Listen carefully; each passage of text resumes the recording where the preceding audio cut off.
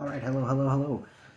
This is Crazy here, and I just finished the Modern Warfare 2 campaign, and I am going to do a quick review of said campaign. I'm going to try to keep it as spoiler free as possible in the beginning. At the very end, there might be a couple of them, but I'm going to try to avoid that. So, overall, I played it on Hardened.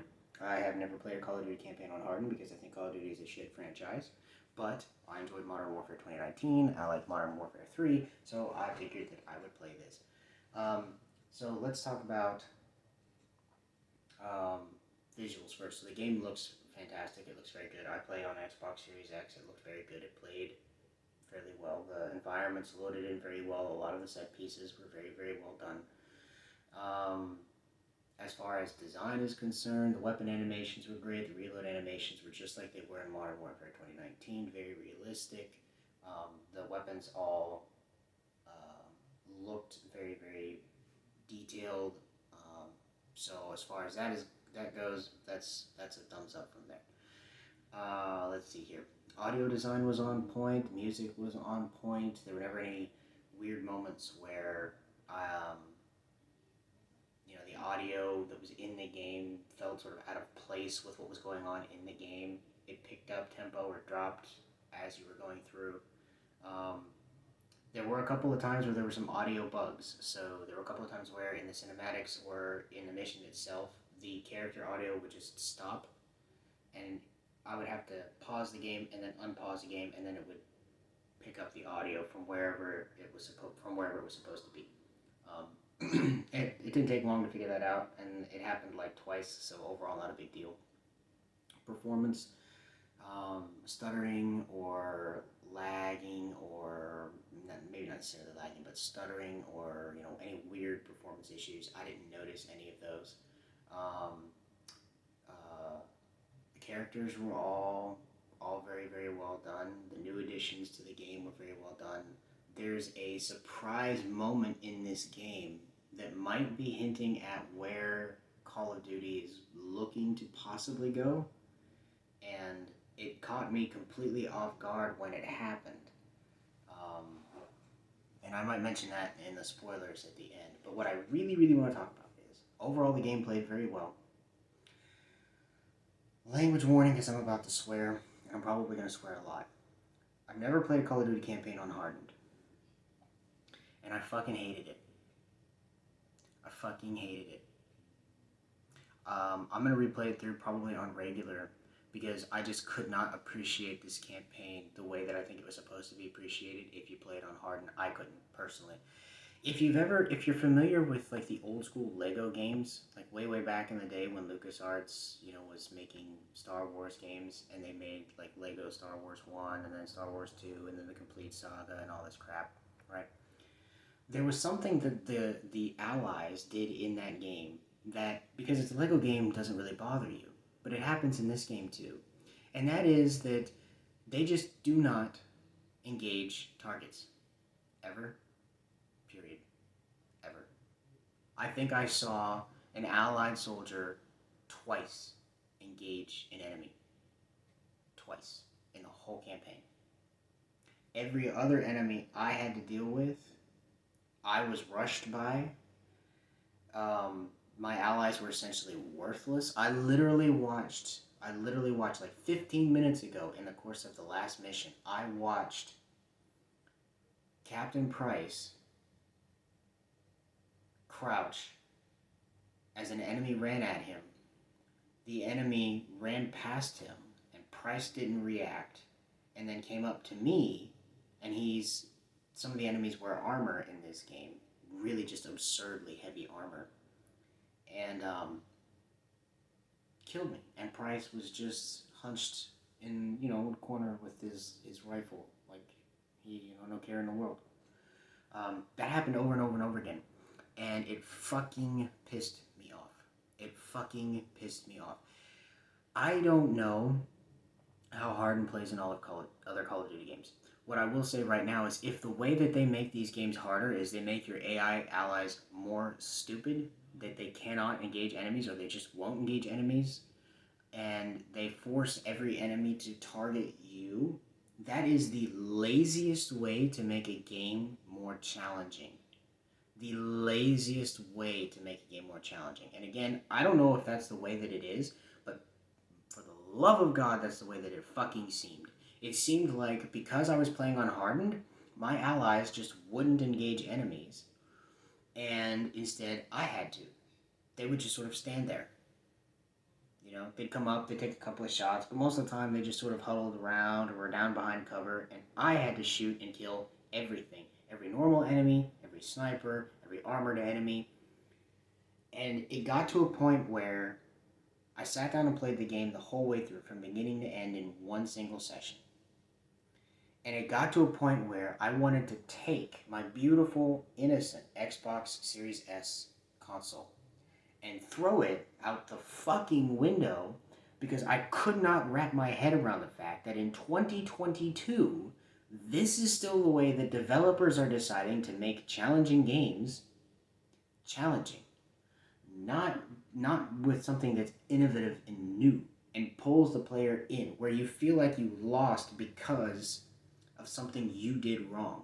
That didn't happen in this game. It felt like the reason you lost was because your allies who are there with you and are supposed to do something just did nothing. Just stood there. They weren't even getting shot at. Like 80% of the time, the enemies just would not fire at my allies. They would fire at me. It's like the computer, the engine in the game was aware of the fact, the AI, whatever it is, I don't know, it's been a long day, was aware of the fact that my allies, posed no threat, and so did not engage them at all. At all. And it fucking took all of the fucking enjoyment that I had out of the game. That's the single biggest issue that I have with this fucking game right now. Is this archaic, old as shit system for making things more difficult without actually having to do anything new. And I would be more surprised at it, but it's fucking Call of Duty, and it's a ass franchise in general. This game was really good, by the way. I just want to make it abundantly clear. Like the game itself, I did enjoy, but that particular issue made it so fucking hard to keep trying the same sequences over and over and over again until you finally got lucky enough that one of the 80 enemies that was bum rushing you was late. Or just, took the long way around this time instead of the other way around this time. That was my single biggest issue with the game. Now, I'm going to get into spoilers at this point. Well, okay, before I get into spoilers, let me just say, if you play it, don't play it on hardened. Play it on recruit, or not recruit, but normal first. Get a feel for the campaign. That will give you an idea of where it's going to get really challenging. And then play it through on hardened or veteran if you want to. God have mercy on your soul if you decide to play this on veteran, because there's one specific mission that I'm about to mention in the spoilers part of this video that I genuinely cannot see anybody being able to beat on veteran, because it is so jam-packed with a stupid amount of enemies. Overall, the game is enjoyable. It feels, I don't know, I feel conflicted saying that. The game is intriguing. There's enough really decently well done story writing. There's enough good characters, enough great set pieces to make the game something that you want to play. And it is an enjoyable game. But for me, I will never play another Call of Duty game on hardened. And I probably won't touch this fucking game for a while now. Probably until the multiplayer comes out in like a week. Because I'm just fucking done. I'm fucking done. I'm done. I play games like For Honor and Destiny 2 are the two main games that I play, and I have been pissed playing those games because of bullshit that happens. This stuff with Call of Duty Modern Warfare 2, I swear to you, I was so close to taking that beautiful white Xbox Series S and lobbing it through the fucking screen on my second story bedroom window out to the floor just so we smash over everything. Just because the dopamine hit from hearing it smash would have satisfied the raging inferno of sheer just absolute hatred that I felt at the end of this game as it was crescendoing to its grand finale. Overall, though, it's a decent game. It's worth getting. It's worth playing, but just don't play it on hardened. Play it on normal first, and then go from there. If I had to give it a rating right now, I think aside from that one issue, I did like a lot of stuff about the game. So I think if I had to rate it, I'd probably give it like an 8 out of 10. I think it's definitely worth getting, and it's so much like Modern Warfare 2019. I can't help but love it just for that, just because that was the first COD that I played in a long time. It's the first one whose campaign I really enjoyed in a long time, and it's so much like that game. The best parts of that game, and then they added to it. Um, so I think 8 out of 10. Now, spoilers. Here we go. So you meet some new characters in this game.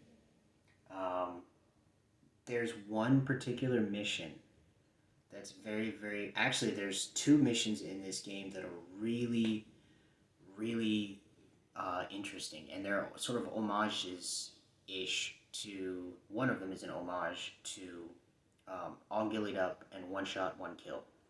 There's a moment where there's a mission where you play, I believe, Gaz alongside Captain Price, and you're dressed up in ghillie suits, and it's just the two of you, like, going through and sniping enemies and trying to be stealthy, and it was a lot like All Gillied Up, and it was incredible. I really, really enjoyed it. Again, that mission has a couple of scoops of bullshit in it, but the aesthetic is so good, and the way that it's set up is so good.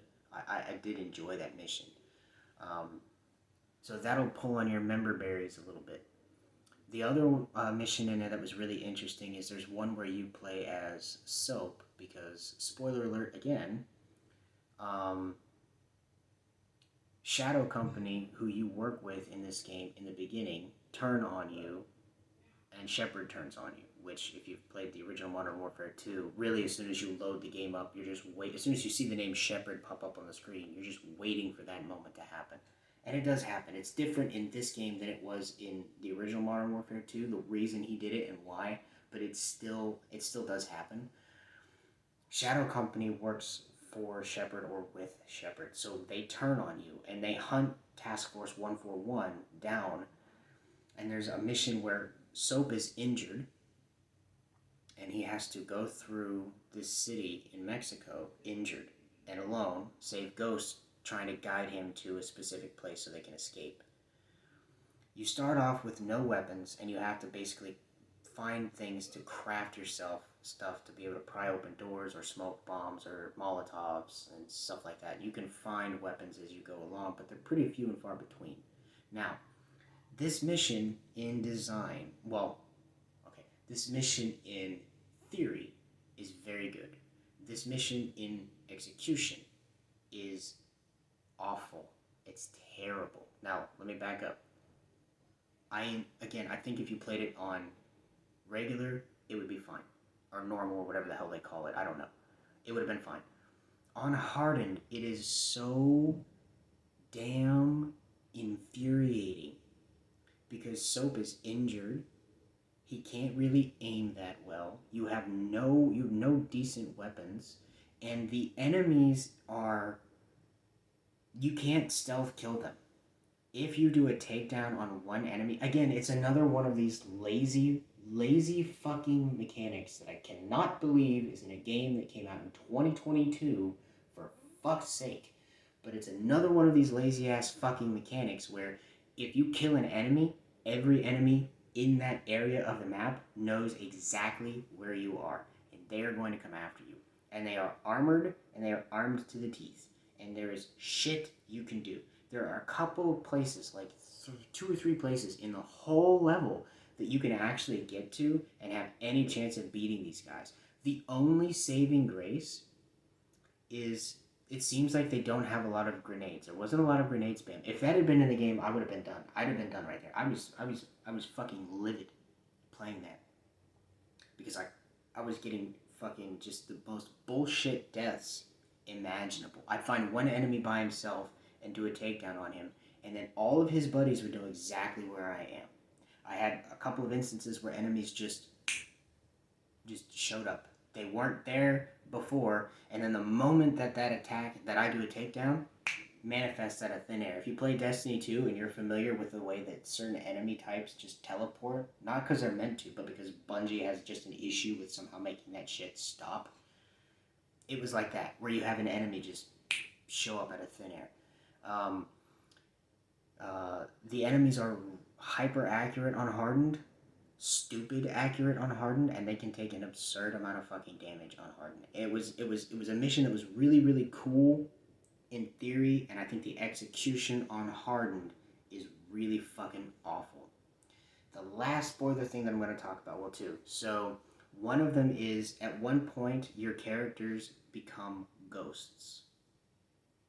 Price gets the idea because of Ghost's mask, and so they when they go after Graves, the guy who runs Shadow Company, um, they decide to stop being Task Force 141 and then the Vaqueros, which is the Mexican coalition you're fighting with, and instead they all decide to become ghosts in that moment, and they all put on ghost masks, and all of their call signs change to Ghosts 2-1, 1-8 or whatever it is. It was really really strange.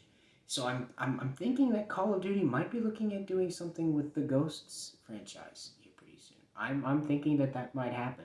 That or that was just the most over the top Easter egg that they could have possibly done, and the setup works really really well with. I don't know. It felt to me like it was a way of them being like, hey, keep your eye on the Ghosts franchise, the Ghosts aspect of Call of Duty, because we might do something with that too. And here's just a little tease for you. Um, and the other spoiler that I would give is that at the very end of the game, they introduce Makarov. Now you don't see him. There's no voice lines from him. It's just there's a picture that's shown to everyone, and then at the very end of it, Laswell asks who he is because everyone knows who he is, especially Price and Ghost. And then Price says Makarov, and then it smashes to black. So, 17 and a half minutes. I'm done. Game's got an 8 out of 10. Don't play it on hardened. It's not worth your fucking time. It's not worth the stress. It's not worth the extra years you're going to add to your life. It's not worth the chances that you would rather an airplane crash out of the sky and kill you than have to keep, in real life, than have to keep trying to do something that is clearly just designed with a difficulty curve that's just out of this world and insane. And not balanced at all. It's different from being balanced and hard to being just chuck shit at you because they can and a slog. I'd give it an 8 out of 10. I feel like the storyline is pretty good. I think Call of Duty fans are going to like it, but then again, Call of Duty fans, you could just wave something shiny in their face and they would like it, especially if it was shaped like a supply drop or a loot box. They would really, really like that. Maybe if it's dipped in sweat, they'd like it even more. But I mean, if you're thinking about getting it, I think it's worth getting. I think the campaign is very good. The characters are very good. The weapons are very good. The gameplay, for the most part, is pretty good. But play it on recruit or normal or regular, whatever the fuck they call it. Then go to hardened. And if you play veteran, God bless you. I don't know how you do it. This is crazy. I'm out. Adios.